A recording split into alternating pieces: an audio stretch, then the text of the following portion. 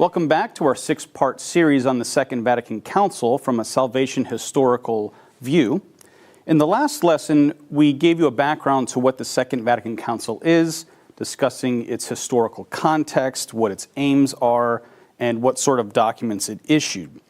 Today, we're actually going to start going into the teachings of the Council itself through its documents. Now, remember, we're going to be following a salvation historical thematic approach to the Council rather than just going through the documents one at a time. So in each episode, we'll draw from different documents, not just one. Today's topic that lays the groundwork is our common humanity, that is, what humanity has in common. So before we get into specifics about what makes Catholicism unique, we're going to discuss what all people, whether they're Catholic or not Catholic, whether they're Christian or not, all have in common. And this theme actually is expressed by the Council quite explicitly and beautifully. In Nostra Aetate, the Council taught, one is the community of all peoples, one their origin, for God made the whole human race to live over the face of the earth. One also is their final end. Now, so what the Council is saying here is that humanity has one origin and one end. What do we mean by that? According to our Catholic faith, God is the creator of all things.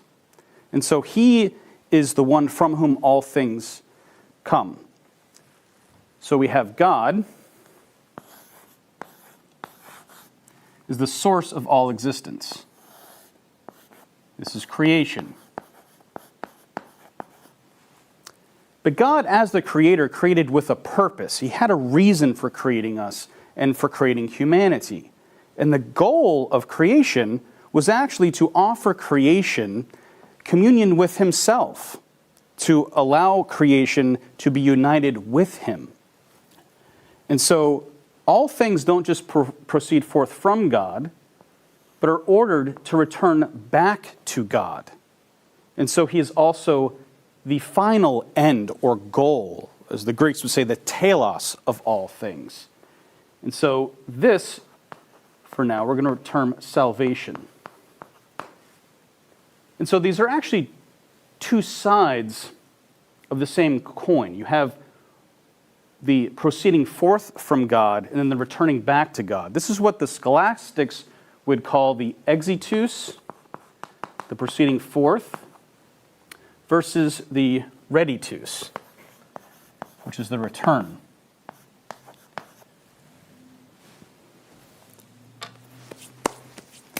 And so those two things go together. The way that you understand the thing is the reason for which it was created.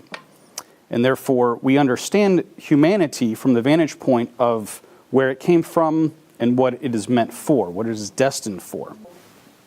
So God is both the origin and the goal of human existence, of human nature.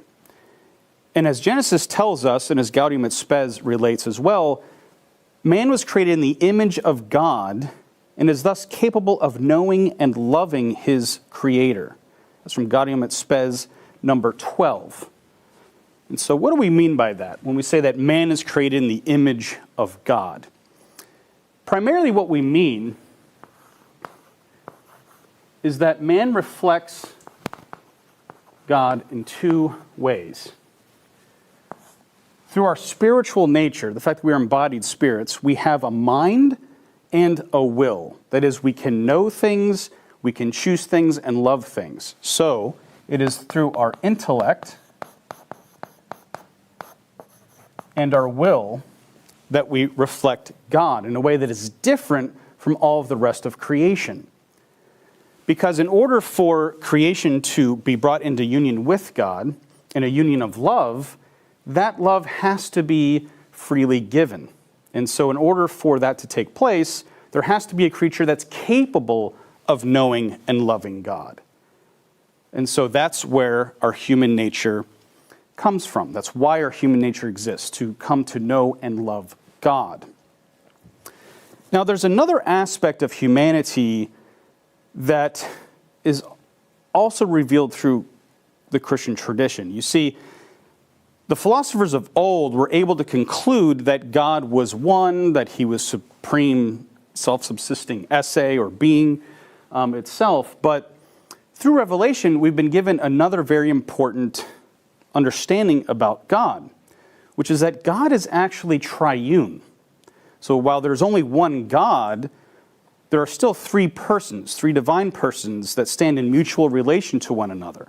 And so you have God himself, the source of all things and the goal towards which all things tend, is in himself a communion of persons. He's relational, which is very different than what you would see in a purely Platonic or Aristotelian notion of God, because they didn't have the understanding that God was relational. As a matter of fact, Aristotle thought relation was one of the lowest kinds or accidents to existence.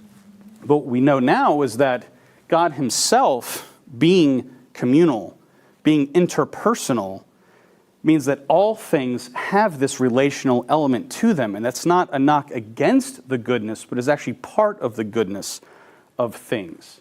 And that includes the human person, that we are called to be communal as well. We are made in the image and likeness of God, who is a communion of three persons. We too are called to be in communion with himself and with others.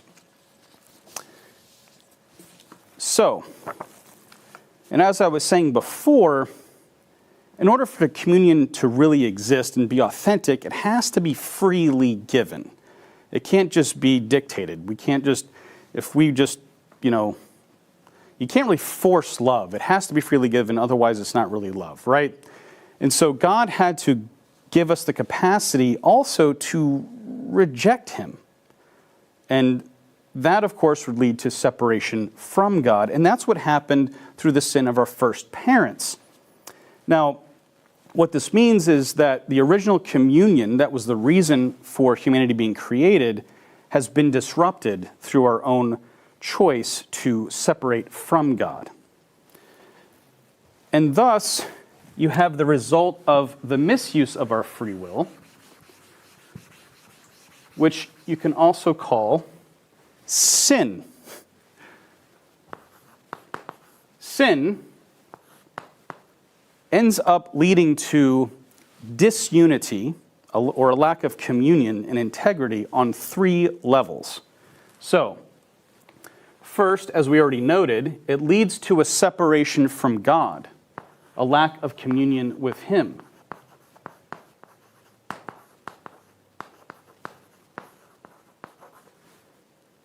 But it also divides us from one another, right? A lot of sins are acts of injustice where we mistreat other people or use them for our own purposes.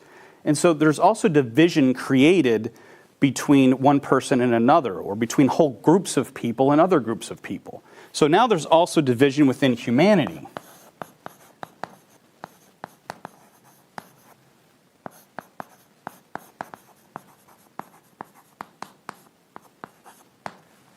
And that makes sense, right? I mean, when we do things that are wrong, other people are often hurt by it, and therefore our relationship with them is also hurt. And that's what we see in our world today. There's all sorts of divisions amongst people, right? Now, there's a third level that might not be as obvious to people at first, but it's also extremely important, and that's actually the integrity of the individual human person. See, through sin, our own being as an individual is also disrupted and disintegrated. So you have a disintegration of the individual.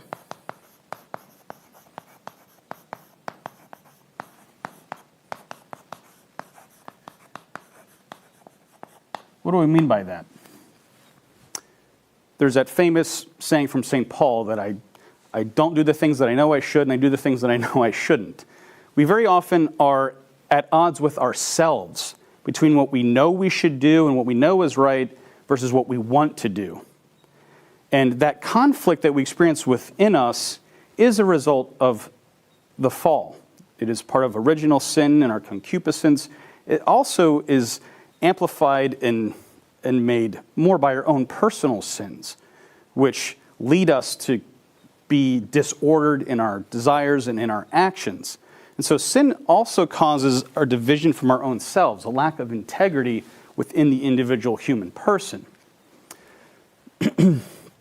So the council talks about all three of these levels. So Sacrosanctum Concilium speaks of the first two levels of disunity when it speaks about sin as an offense against God, while also acknowledging the social consequences of sin. So that's levels 1 and 2. Gaudium et Spes notes both the second and third levels when it speaks about the social and individual consequences of sin, as well as their relationship to one another. It says, when the structure of affairs is flawed by the consequences of sin, man, already born with a bent toward evil, finds there new inducements to sin, which cannot be overcome without strenuous efforts and the assistance of grace. So in other words, even if when we're left on our own, we might struggle with sin already. But when we see injustice in the world or the society in which we live, in our community, or even within our own family, those social flaws can actually tempt us to sin even more in reaction to them. And so it's sort of like this vicious cycle of the sins around us and then our own personal sins. All right. Now, Gaudium et Spes speaks about the disruption caused by sin several more times. I just want to go through a couple of quotes that highlights the different aspects of how sin damages us. It says, sin has diminished man, blocking his path to fulfillment. It also says, wounded by sin, man experiences rebellious stirrings in his body. And again, man's freedom has been damaged by sin. It also mentions the fact that our intellects have been hampered and weakened through sin, which leads us to uncertainty about the truth. Gaudium et Spes addresses our mortality as well as linked to sin, when it speaks of that bodily death from which man would have been immune had he not sinned. It also goes on to speak about our divine likeness, because man was created in the image and likeness of God. Now, traditionally, what we mean by that is man was created as the image of God according to man's human nature, as well as already given some grace at the moment of creation, which raises that nature up, brings it to a higher level, and so that's the divine likeness. But as Gaudium et Spes says, the divine likeness had been disfigured from the first sin onward. Now, I want to pause here for a second, because some of you may have heard that Vatican II avoided speaking about sin and pretended that everything was fine the way it is. We're all just doing great and dandy. But obviously that's not true. Time and again, the Second Vatican Council spoke about the reality of sin and the grave consequences that sin brings into ourselves, into our society, and also the danger it plays to our salvation. So, I just want to summarize real quick what we've covered thus far to get our bearings. God, the creator of all things, willed to offer a share in his own life to creation. God thus created a creature capable of knowing and loving him, which is what human nature is. That's what humanity is. But our choice to disobey God has had an ontological effect on us. What do we mean by that? Ontology or metaphysics is the knowledge about being, which very often speaks about the natures of things. Well, our nature is affected by the choices we make. So, using our intellect and will contrary to God damages our status as the image of God. Remember, we had said that man is the image of God primarily because we have a mind and a will, an intellect that can know and a will that can choose and to love. So when we misuse those faculties, we're damaging that image that we are. We're lacking the perfection of that image. And so our intellects and wills are distorted and weakened through sin. Man is thus separated from God and thus from eternal life, which is the whole goal of human existence. So when we separate ourselves from God through sin, we're now going in the opposite direction of the reason we were created. And again, man's social character is also affected. So humanity has become divided within itself through sin. There's now enmity between one person and another, and between whole groups of people with other groups. And then there's also disorder within the individual human person themselves. Now, because there are these three levels of division that sin brings in, man needs to be redeemed on all three levels. And remember, this notion of division being brought in by sin is the opposite of what we said was the origin and end of man, which was communion. Because God is a communion, right? So the whole goal of creation and salvation is unity. So division is the opposite. It works in the opposite direction of that. And that's why it's so grave. So let's now consider our common humanity from the vantage point of humanity after the fall. We all have this common experience of concupiscence, meaning this tension between our body and soul, where our desires for the goods of the earth are often disordered. We want them disproportionately. We want to use them in ways they were not meant to be used.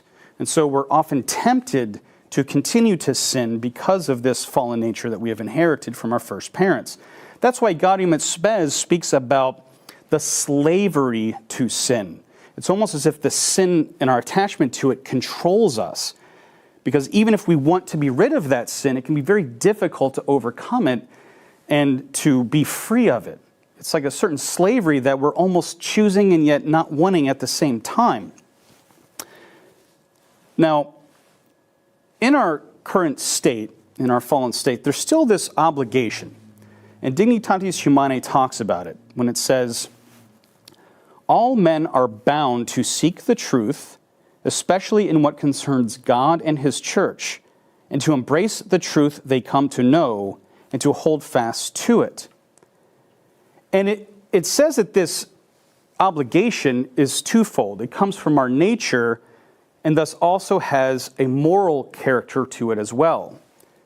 As it goes on, it is in accordance with their dignity as persons, that is, beings endowed with reason and free will, and therefore privileged to bear personal responsibility, that all men should be at once impelled by nature and also bound by a moral obligation to seek the truth, especially religious truth. They are also bound to adhere to the truth once it is known, and to order their whole lives in accordance with the demands of truth. Now, this might surprise you. We're talking about a document, Dignitatis Humanae, that is on religious liberty or religious freedom. And yet, from the very beginning, the document is talking about obligations to seek the truth, to adhere to the truth, as being part of our nature and a moral obligation. So it might be strange that in a document about freedom, there's so much emphasis on obligation, adherence, and responsibility. It seems to be counterintuitive to us. But that's because Catholicism has a very important view of freedom. And our freedom is tied back to our ontology, that is, our human nature itself. And you see, our intellects are ordered towards the truth.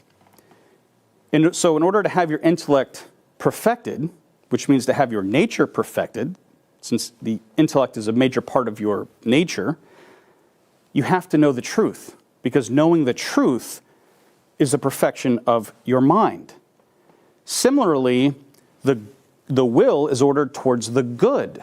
So the will is perfected when it desires and chooses the good. Insofar as we don't know the truth and are ignorant or reject the truth, or insofar as we don't really love the good or we don't pursue the good, then we are not perfected in our nature. We're actually distorted in our nature. And so those are acts that would be contrary to our nature and misuses of our capabilities. But then that has consequences for us that are very grave and intimately interior to the human person.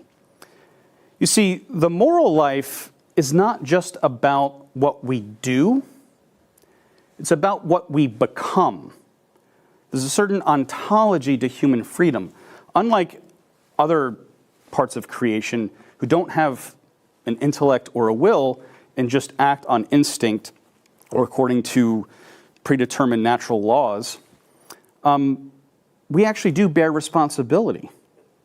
And so the choices we make determine whether or not we become more like what we were meant to be or we become less like what we were created to be.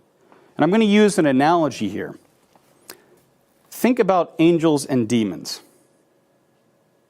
Now, they are both spiritual beings that do not have bodies. They are perfect, just spiritual beings. But they do have intellects and they have wills. What's the difference? Well, an angel, through its free will, has chosen to obey God and to pursue the good. A demon, in its rejection of obedience to God, has become distorted in its nature. And so you have these two different results. Angels are perfected in their nature and reflect that to the highest degree possible. And then demons are still spiritual creatures with intellects and wills, but they are the utter opposite of what they were meant to be. They reject the truth and they hate the good. And so that kind of gives a good analogy of what happens to us. Are we going to be perfected in our nature by seeking the truth and following it? Or are we going to allow ourselves to be disrupted and disordered and become the opposite of what we were meant to be? And so that's why this document is so insistent on the need to seek the truth and to adhere to it. Because without the truth and without following the truth, we can't fulfill our own nature as human beings. Now, it's important to realize we are also bound by the truth about our human nature and its ends. We didn't create ourselves. We didn't create our own nature. And so the truth about what is good for man, what is appropriate for man, comes from God the Creator, not from ourselves. And so we can't just create what it means to be human or what it is to perfect humanity. We must learn it and follow it. Which means that natural law and divine moral law are not arbitrary rules.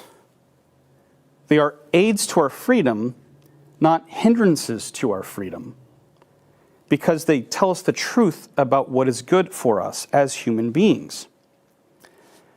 And now there's another aspect to this. Virtue. What is virtue? It's a strength or a habit that corresponds to the true good for man. And as fallen creatures, we really need two things to become virtuous. One, we need grace that will heal our broken nature, as well as practice. It's sort of like lifting weights. When you first start lifting weights, you're going to be fairly weak, but over time, as it becomes easier and easier, you'll be able to add more weight to the bar as you get stronger. And it's similar with virtue. The more you act virtuously, the easier it is to continue to act virtuously. There's a great analogy for this that the Dominican scholar Servais Pinckaers has written, and it's an analogy about the piano. Now, I can't play the piano. I wish I could, but I can't. Let me read to you this analogy he gives. Of course, anyone is free to bang out notes haphazardly on the piano as the fancy strikes him. But this is a rudimentary, savage sort of freedom. It cloaks an incapacity to play even the simplest pieces accurately and well. On the other hand, the person who really possesses the art of playing the piano has acquired a new freedom. He can play whatever he chooses and also compose new pieces. His musical freedom could be described as the gradually acquired ability to execute works of his choice with perfection. It is based on natural dispositions and a talent developed and stabilized by means of regular, progressive exercises, or properly speaking, a habitus, a habit. That's why there's the obligation to seek truth and to adhere to it once it is known, especially the truth about God and religion and the moral life. Let me give you another example. Let's say that I wanted to buy a used car, and I came across an ad for a car that was priced at $10,000. Now, I don't know anything about how cars run. I really don't. Now, imagine there's a mechanic that's interested in the same vehicle and is able to inspect the vehicle to see its condition. Who is more free in making the decision about whether or not that car is worth the price that it's being offered for? I think everyone would agree that the mechanic is much more free to make the decision because he's more well-informed. I, on the other hand, have to trust the seller's statements that it's in good condition and whatnot, whereas the mechanic can actually investigate it and know what condition it is to know whether or not it's a fair price. So both of us can make a free choice whether or not to buy the car. But the more informed you are, the more free you are, because you're making an informed decision. So our intellects, the knowledge of truth, aids our will. It aids our ability to make good choices. And that's the same thing here when it comes to religion and the moral life as well. The more we know, the freer we are. And that's why learning the truth about God and religion and morality is actually an improvement of our freedom, not a hindrance to it. All right. Now, if there's an obligation to seek the truth and to adhere to it, there's also a correlative right to do so. So that obligation comes with a right, meaning because we bear personal responsibility, then we also have to be given the freedom to pursue the truth and to adhere to it insofar as we are known. And that's where the Council's teaching on religious freedom or religious liberty comes from. Now, the search for truth and the choice to adhere must be an authentically free human act. Therefore, Dignitatis Humanae says, "Wherefore, every man has the duty and therefore the right to seek the truth in matters religious in order that he may with prudence and form for himself right and true judgments of conscience under use of all suitable means." I want to note something important here. Note that Dignitatis Humanae is not basing this on a false notion of the equal validity, truthfulness, or goodness of all religions. It's not talking about a freedom based on arbitrary choice between two equally good options, as if you could just choose Pepsi or Coke and they're both equally good and therefore your choice doesn't matter. No, that's not what it's basing it on. The religious liberty it's talking about is based on our obligation to seek the truth and to adhere to it. And since it has to be a personal choice to seek the truth and adhere to it, that's why there's freedom. It's not freedom from pursuing the truth and following it, or determining what it is according to your own preferences. It's a freedom based on the obligation, and therefore the fact that it's a personal responsibility. Now also, it's important to keep in mind that the Council is talking about a very specific type of religious freedom. It says, "Religious freedom in turn, which men demand as necessary to fulfill their duty to worship God, has to do with immunity from coercion in civil society." So what it's saying is that religious freedom is freedom from coercion in a civil society, so that the state government does not have a right to force you into one religious practice or to prevent you from engaging in your own religious practices. It can't demand that you follow one specific religion or not. Why? Because religion transcends the authority of the civic realm. So that's what it's talking about. It's basically saying that a secular government has no right to coerce you to hold or practice one specific religion over another. Now, there was a relatio at the Council. What is a relatio? Basically, a relatio is the members of the drafting committees of the documents giving an explanation to the bishops as to what is to be understood by certain phrases. So if there was some question of, well, does it mean this or does it mean that, the drafters would actually give an official relatio, it's relating to them, what they meant by a certain phrase, and therefore they could vote accordingly. So that relatio stated that if it coerced its citizens for religious reasons, then the public power's coercive action would intrude into the order of religion as such which is unlawful. Unlawful here means morally evil or illicit.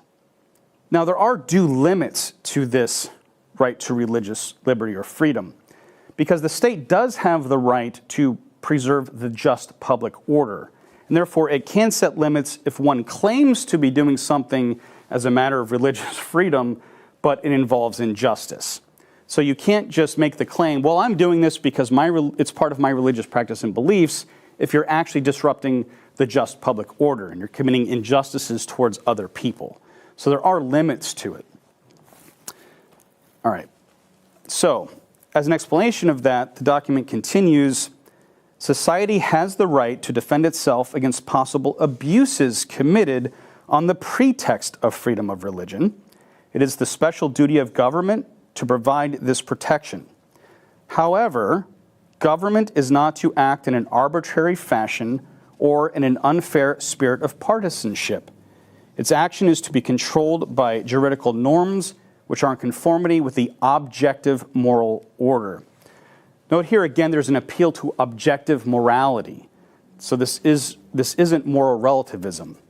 The council is holding on to the idea of objective morality that governs these sorts of things, including the right to religious liberty. Now, the document also goes on, because sometimes we can think, well, all right, I have the freedom to do this. Well, having freedom doesn't mean there aren't consequences. It doesn't mean that whatever you choose, everything's going to be great, right? If you choose to use your freedom, you have to also be willing to accept the consequences.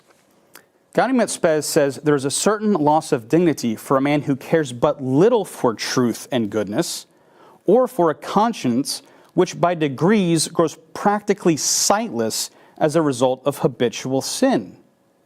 So again, what's it talking about here?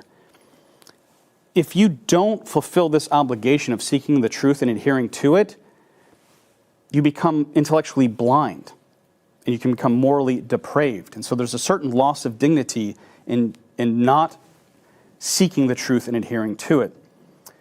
Therefore, religious freedom is not a freedom from the obligation to seek it, but it's a freedom for seeking the truth.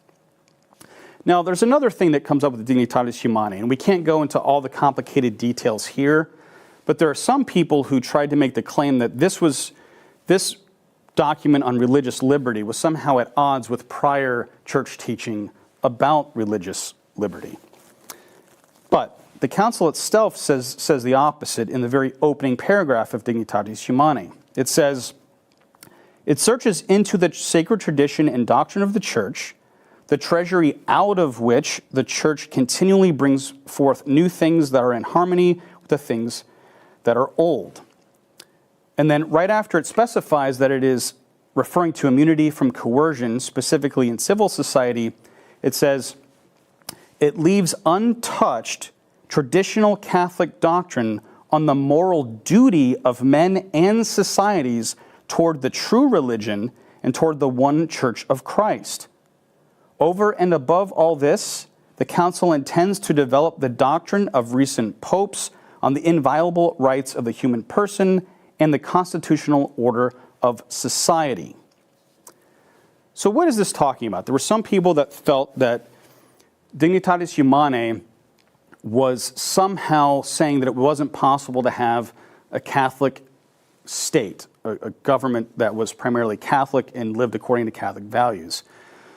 What this phrase is doing is saying, no, it's leaving the teachings about that untouched, and it's narrowly focusing in on a secular state, on a civil state.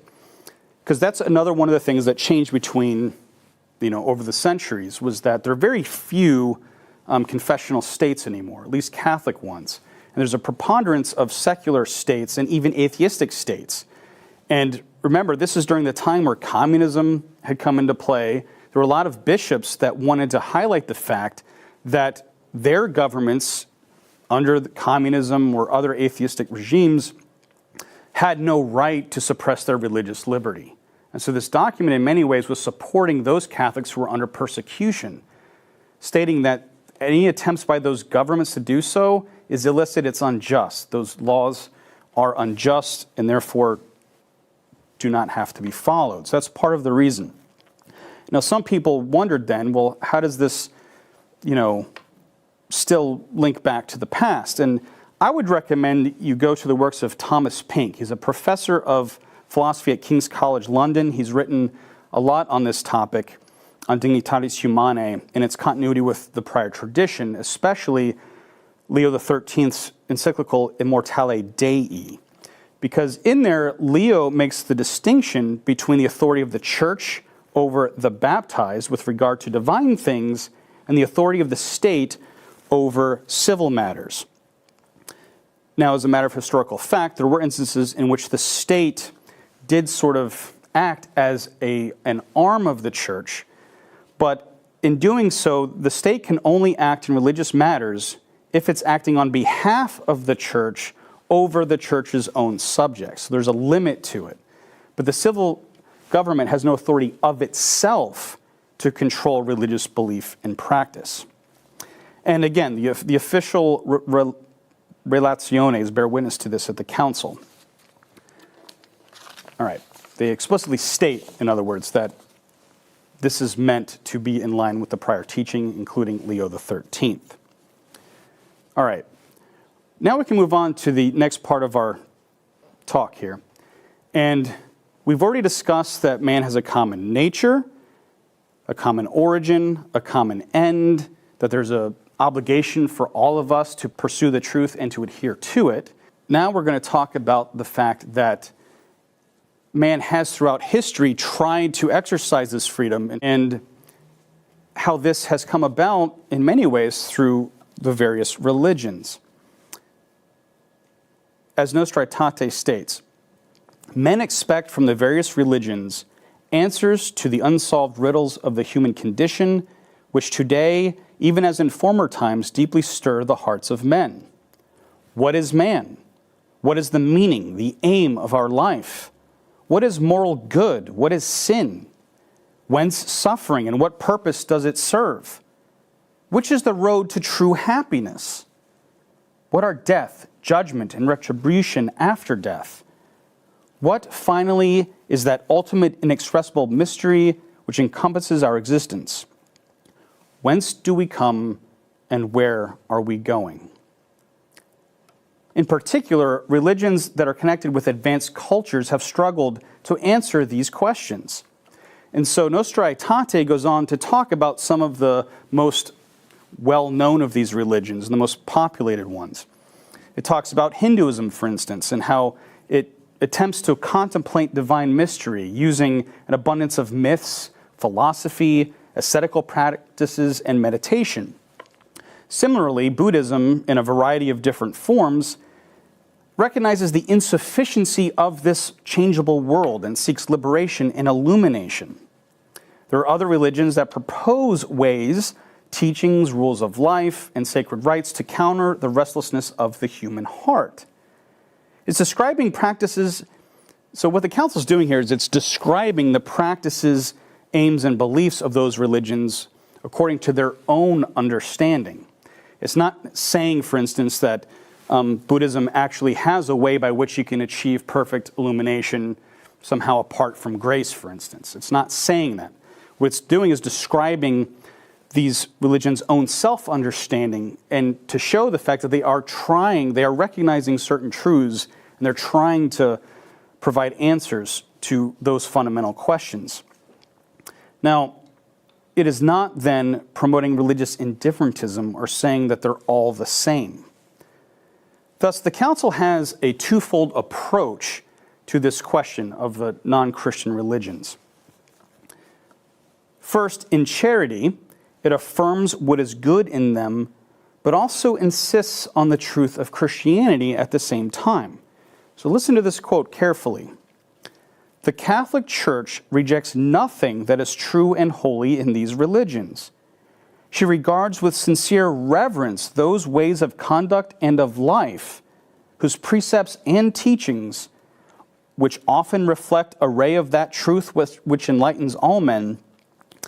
However, she proclaims and ever must proclaim Christ, the way, the truth, and the life, in whom men may find the fullness of religious life, in whom God has reconciled all things to himself.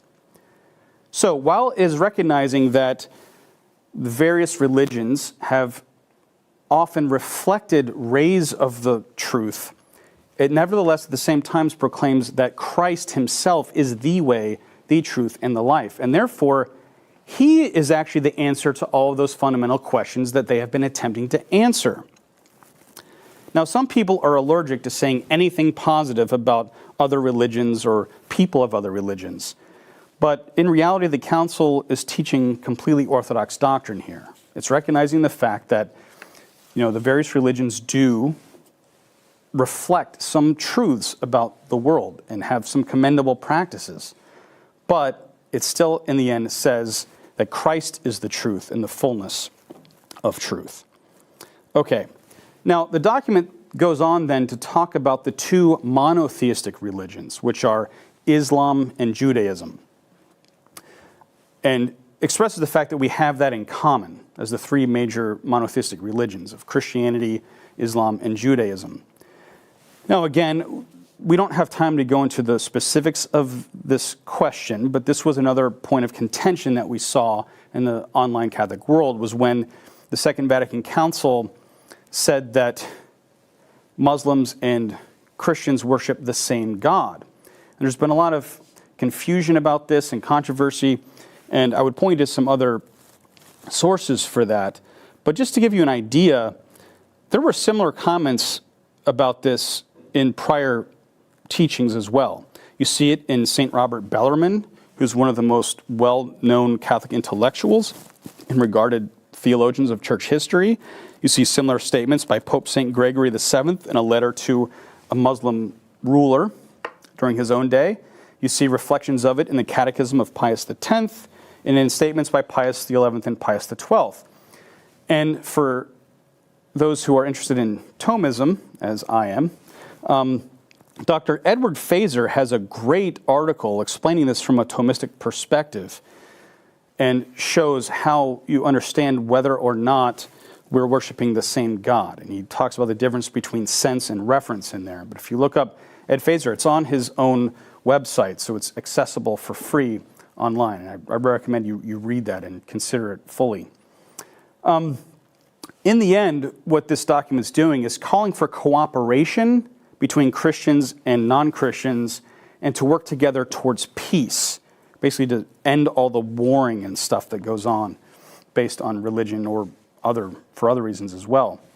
It also explicitly denounces anti-Semitism and likewise reproves as foreign to the mind of Christ any discrimination against men or harassment of them because of their race, color, condition of life, or religion. Now, this is something that's very important. The documents of the Council want to emphasize the dignity of the human person. That's a major part of what it's trying to say. And therefore, it wants to make a distinction between errors or holding erroneous beliefs and the personal dignity that a person has in and of themselves. And so, Gaudium et Spes, for instance, says that the Church calls us to distinguish between error, which always merits repudiation, and the person in error, who never loses the dignity of being a person, even when he is flawed by false or inadequate religious notions. So again, Nostra Aetate and Gaudium et Spes are not saying that all religions are equally true. That would be self-contradictory and therefore could not be true. But what they are saying is that despite our disagreements, people of different religions should love and respect one another and strive for peace. As we'll see, this is not a rejection of missionary work and evangelization, but it is a preamble to it. In fact, Vatican II says that explicitly in Lumen Gentium when it says, "Whatever good or truth is found among them is looked upon by the Church as a preparation for the gospel." In other words, in recognizing the truth and goodness found in other religions, it sees this as opportunities to lead people from those religions to the fullness of truth that is found through Christ. Okay. So basically what the Council is doing is recognizing that individual non-Christians may be seeking the truth sincerely, and it acknowledges that some have actually found rays of that truth and held on to it. and yet it's still proclaiming the fullness of truth in Christ and in Christ alone. Now, the council is also aware that not everyone actually meets this obligation of seeking and adhering to the truth. So it doesn't have rose-colored glasses here. The council acknowledges quite explicitly that quite a few people actually do not seek and adhere to the truth.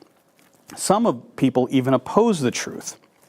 And so it says in Lumen Gentium, "But often men, deceived by the evil one, have become vain in their reasonings and have exchanged the truth of God for a lie, serving the creature rather than the Creator." And this raises another point. We mentioned that there's the obligation to seek the truth and to adhere to it. We've said that people have throughout history tried to find answers to fundamental questions, and sometimes they do reflect the truth about those profound questions, including truths about morality, the fact that there must be a creator, for instance. And yet it's always mixed with error. So you have some truth, but an admixture of error with it. And that's why we need divine revelation. So what is the council trying to say here? The various religions are expressions of the fact that we, as humanity, have striven to answer questions about the divine. And we've had some success, but we're very limited in what we can know, especially in our fallen state. And so there's often error mixed in with our own human-made beliefs about the divine and about morality and such. But what we have as a corrective to that is God actually coming down to us to aid us in our human weakness so that we can more easily know the truth about himself and about his will for us. That's divine revelation. That's God coming to us where we are to reveal those truths that we need for our nature to be perfected and for us to be redeemed and to attain our salvation.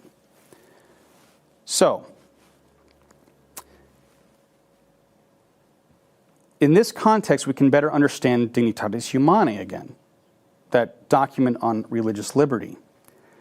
Because before it specifies what religious liberty means, and before it proclaims the obligation to seek the truth, it actually tells us what the truth we must freely seek is. First, the council professes its belief that God himself has made known to mankind the way in which men are to serve him, and thus be saved in Christ and come to blessedness. We believe that this one true religion subsists in the Catholic and Apostolic Church. So even in the document on religious liberty, the Council is explicitly stating this truth that you are free to seek and adhere to is the truth found in the Catholic Church and in her teachings that she has received from Christ. So let's finish with a summary of what we've covered so far in these lectures. All of humanity has the same origin and final end, God who calls all to salvation. Due to original and personal sin, we have been separated from God, we have been divided one from another, and we have become disordered within our own selves. We are obligated to seek the truth, especially about God and his will for us, and to adhere to it once it is known. Throughout history, people have striven to seek this truth and expressed their beliefs through various religions, which often do reflect some truth. However, our human frailty means our own attempts to strive at truth are mixed with error, sometimes even grave error. Thus, we need divine help. Divine revelation is necessary. And that's where we will pick up in our next lesson, which will discuss Vatican II's doctrine on divine revelation. God bless.